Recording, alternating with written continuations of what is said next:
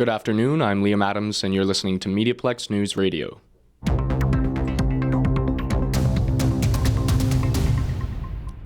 The Elementary Teachers Federation of Ontario are continuing their public school strike today. The Franco-Ontarian Teachers Union, AEFO, announced a third phase of strike action this morning.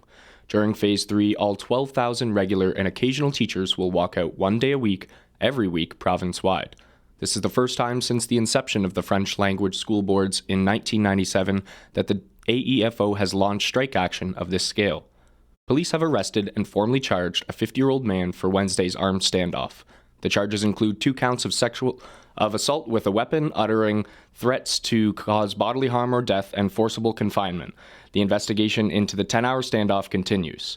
A group that works in over 70 countries around the world is looking for people to join them. Victor Ni has the story. Yesterday, the School of Creative Arts at the University of Windsor was a makeup for young adults interested in Doctors Without Borders presentation. Many of the attendees want to use their skills to help others around the world.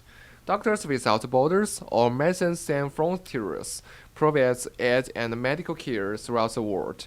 Tim Jujetic, a medical doctor from MSF, says the group is looking for people who are enthusiastic and skilled. I really think that if somebody has a skill that they feel they can adapt to the field, by all means, put your name out there, apply for a job. MSF, they'll see how you fit, if you fit the profile. If you don't, they'll explain why, what you can do to improve your profile so that you would be essentially field ready. Himba Hind, a French social work professor at College Borough, is interested in joining.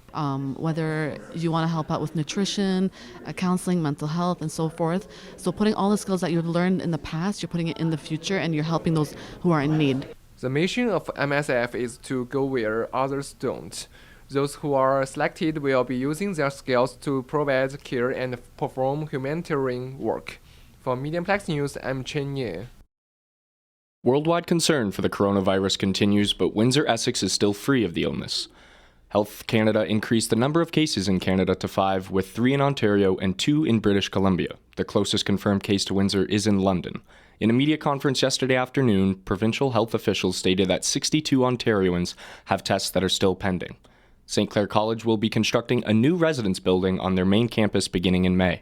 The structure was green-lit last year in response to the increasing number of international students, which this year has reached about 5,000. It's hoped the 512-tenant building will be completed by November this year, with students moving in next January. 17 opioid-related emergency room visits were reported in Windsor between November 30th and December 1st last year. Miranda Monahan investigates this increase and whether there is a corresponding rise in crime. Opioid use has spiked in Windsor over the past couple years, and the Windsor-Essex County Health Unit and emergency personnel are becoming more concerned. Dr. Wajid Ahmed is the medical officer of health for the Windsor-Essex County Health Unit.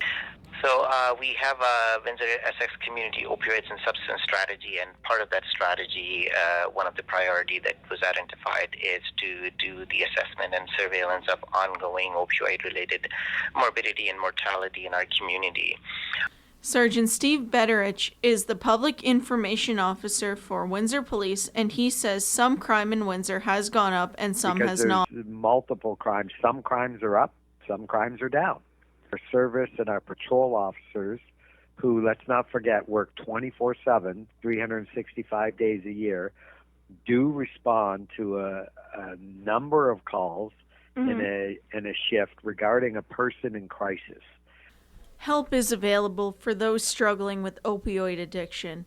The local crisis line is 519-973-4435 if you need urgent help. Go to your closest hospital emergency department. For MediaPlex News, I'm Miranda Monahan. Fiat Chrysler revealed the new and updated 2021 Pacifica at the Chicago Auto Show. Inspired to compete against crossovers, the Windsor-built line of minivans will offer all-wheel drive and close to 100 safety features. You can see the new Pacifica at the North American International Auto Show when it comes to Detroit's TCF Center June 6th. Thank you for listening to MediaPlex News Radio. I'm Liam Adams. Be sure to tune in to your TV at 1 for our live television broadcast.